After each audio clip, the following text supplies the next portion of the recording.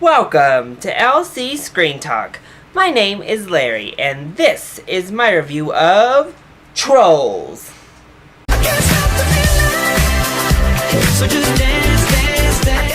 I think releasing the soundtrack early for this film did a really good job of making me and others kind of feel a good anticipation for the movie. If for no other reason, because let's just face it, who was not like snapping and dancing to that Justin Timberlake song all summer long? I mean, it was a great catchy song, and by far it was the best song in this film, the best little musical number.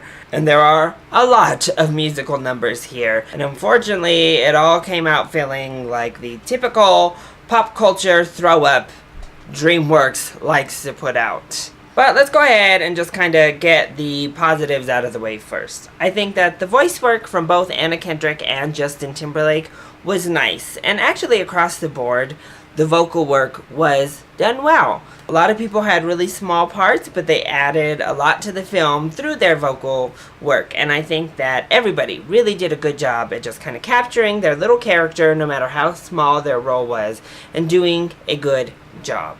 I also think that overall, the palette of the movie was beautiful. It was really colorful, really vibrant. I watched this movie in 3D. I will say the 3D added nothing. And if you were to see this movie in the theater, skip 3D, because there are so many pretty colors and landscapes that I think it would look so much more gorgeous without those glasses kind of darkening the screen.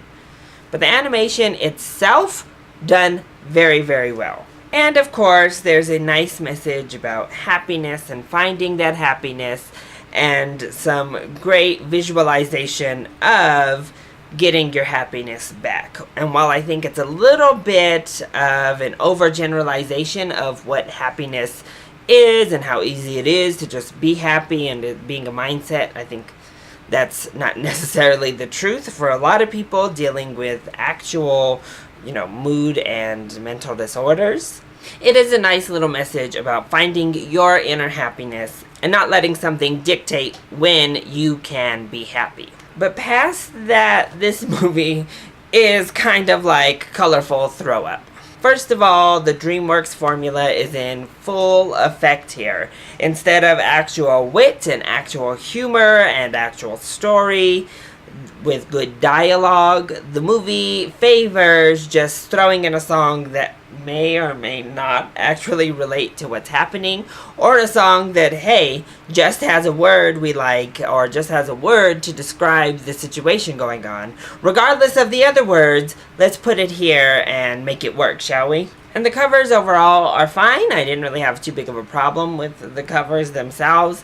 It's just the overuse of the music, and not only the overuse, because if this had been a good musical, maybe we would receive more than 2 original songs throughout the duration of film. But they just don't feel appropriate. We don't know what to do here, so let's throw in a popular, catchy song that the audience will enjoy hearing and sing along to, instead of actually making them laugh or actually making them think, or, actually writing the story ourselves. Also, the character designs were just kind of grotesque. The trolls really could have been cute, but I hated those noses. They were so distracting. And they really made all of the trolls look ugly with just this big, nasty looking nose, smack dab, different color in the middle of their face. I also thought some of the characters in the troll village were very odd. There's one, I think he's a troll, that walks on 4 legs with a really long neck and doesn't have the, troll hair. So I was just like, what is that thing? What is that character? Why does he live with the trolls? Why is he able to have all these little troll-isms? Same thing, there's like this little blob baby that one of the trolls carries around with it. I'm like, oh, is that like a troll larva? What is that? What is that little creature? And again, why is he able to be so in tune with the trolls that he goes through the exact same mannerisms and disposition as they do? As for our villains, they are just so ugly and grotesque. I know that's what they're supposed to look like, but they're also really basic looking. They look like they were generated out of some sort of older computer technology.